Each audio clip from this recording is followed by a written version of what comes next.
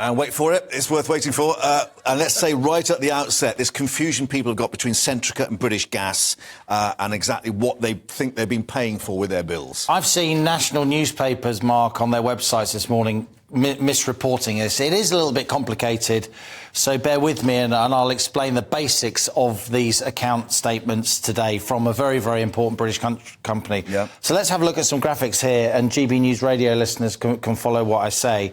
So Centrica is the overall company, and Centrica have got all, they're what's called an upstream company. They explore in the North Sea and so on, and they made profits in 2021 of 948 million. In 2022, because gas prices and oil prices were so much higher, they made profits of 3,300 million. That's 3.3 billion, a massive increase. But these are the operating profits, right?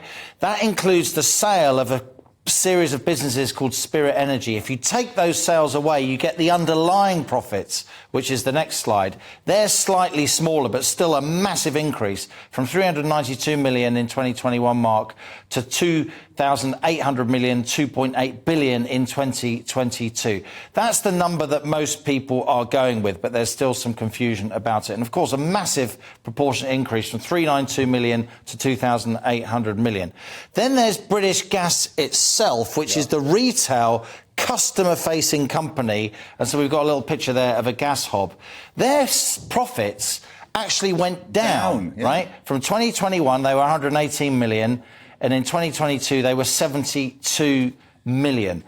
And that's because people are just using less gas, right? That isn't just people sitting at home watching and listening to GB News, making their baked beans on toast for their lunch. This is also companies. That includes, you know, wholesale purchases of energy, the likes of pubs, factories and so on, many of which I've visited over recent weeks trying to highlight this story. So that's the underlying confusion. Centrica, massive profits. They're the company that explore in the North Sea. British Gas, though, the retail arm of it, their profits are still chunky, but they've come down quite a bit. Way down, about 39%. And they're also saying they've what they said, a voluntary donation to help support customers, some £75 million. But inevitably, Rachel Reeves for Labour saying it means we've got to have a proper windfall tax.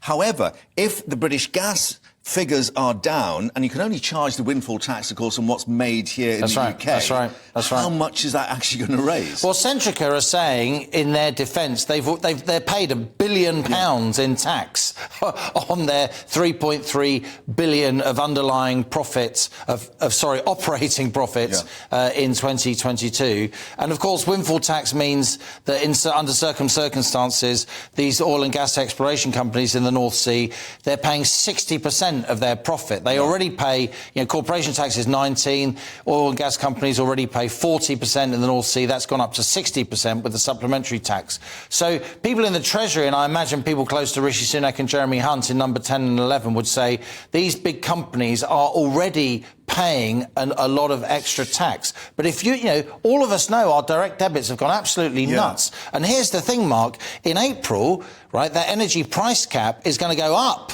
from $2,500 a year to $3,000 a year for the average bill. So even though wholesale oil and gas prices have been coming down, direct debits may actually go up. And it's going to be very, very, very difficult to explain that to ordinary people. And is that also going to be difficult for them to explain when actually, when you look, they pay, what, 300 million back in a share buyback, which is normally an indication we've got so much money we don't know what to do with it.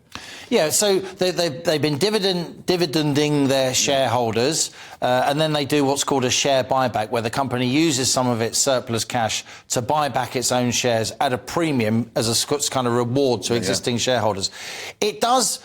You know, it's not a good look to be doing a share buyback when you're Centrica, when oil and gas bills, and particularly utility bills, are so high on the political agenda. And then when, you know, congratulations to our journalistic rivals, if you like, at the Times, for that incredible sting where they showed that companies acting on behalf of British Gas were forcefully installing prepayment meters.